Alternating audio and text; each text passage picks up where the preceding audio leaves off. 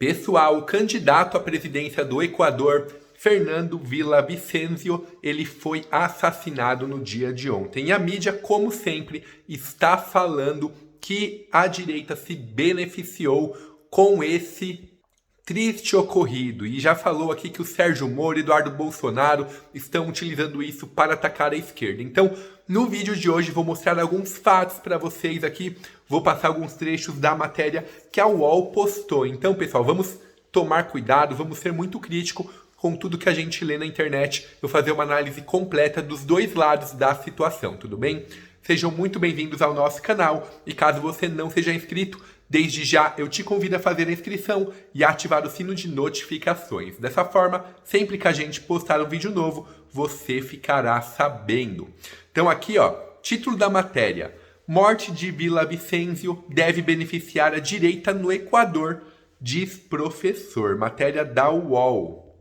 Então ele diz aqui: o cenário ainda é muito obscuro, mas com base no que temos, tudo indica ser um crime do tráfico, mas com claros propósitos políticos. Com esse atentado, o crime organizado vira um ator político relevante, porque isso será capaz de influenciar a eleição. Villavicencio tinha uma postura que flerta com o antissistema. Ainda que ficasse com uma coisa meio amorfa, no fundo ele fala com o eleitor de direita, aquele que tem preocupação com a segurança pública. Então ele diz aqui já que esse candidato, ele defendia aí os temas de direita, fez altas declarações contra o narcotráfico, falou que ia realmente atacar o narcotráfico no Equador caso ele fosse eleito.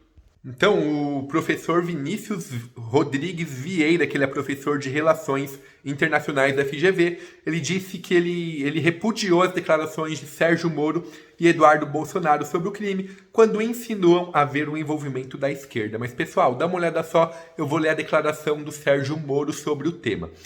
Veja se ele falou a esquerda em algum momento. Tô aqui no Twitter, ele fala: assassinato político no Equador. Isso porque o próprio grupo que fez o assassinato dele falou que foi por motivos políticos. O candidato à presidência, Fernando Villavicencio, foi covardemente assassinado.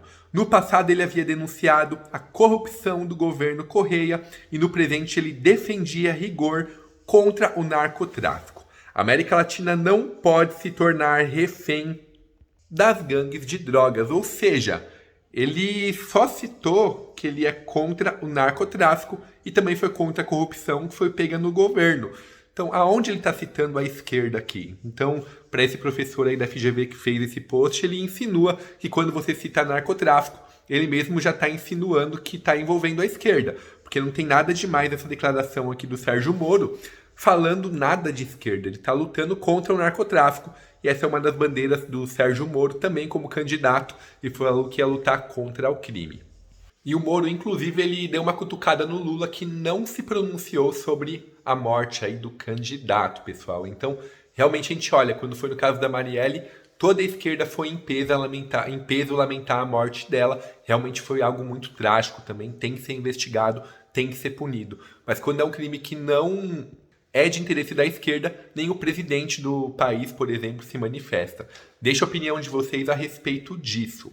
E aqui a fala do Eduardo Bolsonaro. Ele comentou assim, ó: o assassinato de Fernando Villavicencio é mais uma prova do caos absoluto que se instaurou na América Latina. Cada vez mais já não importam os meios legais, mas o uso direto da força. Cenário típico de uma região dominada pelo crime organizado. Então, ele citou o crime organizado aqui.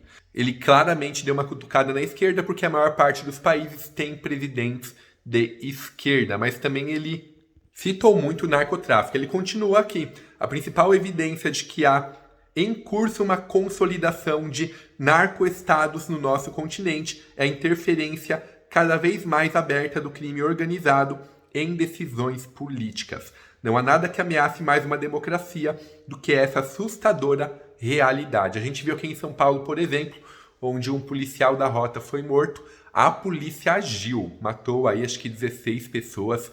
Daí a esquerda já foi protestar contra essa ação. Então tem que investigar se houve abuso de força, se realmente os bandidos trocaram tiro, tem que haver uma investigação. Mas a esquerda já foi protestar contra a ação da Rota aqui no Guarujá. É que o Eduardo Bolsonaro ele continua falando. Esse avanço do narcotráfico tem ocorrido, entre outros motivos, pela estratégia do crime de se infiltrar nas instituições democráticas e usar um poder outrora legítimo para promover os seus interesses e proteger a si próprio. É uma via de mão dupla. Os criminosos ficam convictos de que podem tudo e que jamais serão punidos, pois têm um vasto armamento à disposição e uma boa parte das classes falantes para defendê-los, enquanto cidadãos comuns que não compactuam com esse esquema permanecem reféns. Estar ciente desses fatos ajuda a explicar muita coisa. A partir daí que podemos desenvolver soluções e impedir que o Brasil siga o mesmo destino cruel e irreversível. Minhas condolências à família de Fernando Villavicencio e a todo o povo equatoriano. Ele cutuca aqui claramente porque fica claro, por exemplo, nessa ação policial que a gente teve, os policiais foram muito julgados. A gente vê a mídia postando aí na primeira página que 2 pessoas foram presas só por não impedir o crime, mas no meio da matéria fala que uma delas era olheiro da biqueira e o outro também fazia parte do tráfico. Ou seja, a mídia mostra uma visão realmente, acho que é tudo para lutar contra o Bolsonaro. Eles acabam colocando essa visão de que a polícia agiu com excesso de força. Agora eu quero ver a opinião de vocês. O que é que vocês acham? A polícia está errada em agir com excesso de força?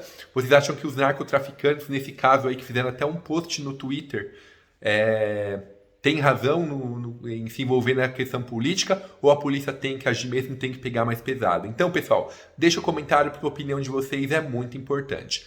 Esse foi o vídeo de hoje, espero que tenham gostado. Se gostou, deixa seu like, se inscreve no canal e até a próxima.